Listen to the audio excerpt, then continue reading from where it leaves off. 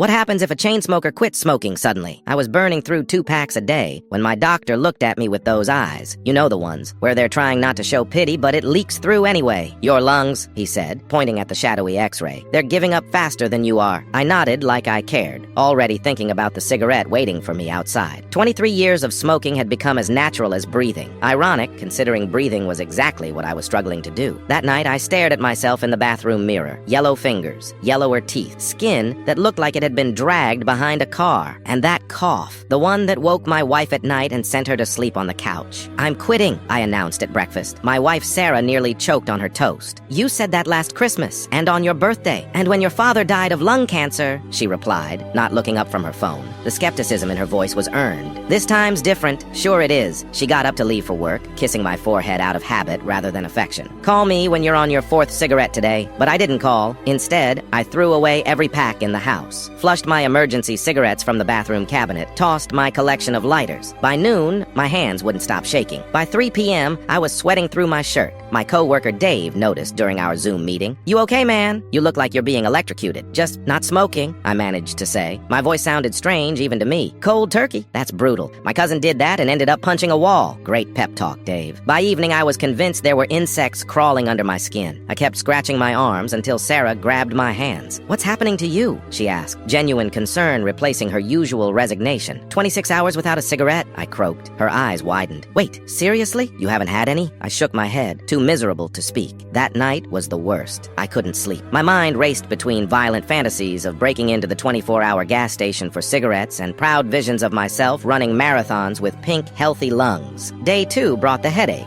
like someone had replaced my brain with a bowling ball and was now using my skull for practice. I snapped at Sarah over breakfast. Could you chew any louder? It sounds like you're grinding bones. She set down her spoon carefully. This is oatmeal, Mike. Whatever, it's disgusting. Instead of fighting back, she just looked at me with an expression I hadn't seen in years. Hope mixed with caution. You're really doing it this time, aren't you? By day 4, I was convinced I was dying. My body, so accustomed to nicotine, was staging a full revolution. I couldn't focus. Food tasted like cardboard. Sleep came in violent bursts between vivid nightmares. On day 7, I woke up and something had changed. The headache had dulled from unbearable to merely annoying. I took a deep breath and, for the first time in decades, I didn't immediately cough. I can smell you, I told Sarah that evening, burying my face in her hair. Your shampoo. I forgot what it smelled like. She pulled back, studying my face. Your eyes are clearer, she said, touching the skin beneath them. And you didn't cough once during dinner. It's been 6 months now. The cravings still come, especially after meals or when I'm stressed. But they're echoes now, not screams. I can take deep breaths without wheezing. Food has flavor again.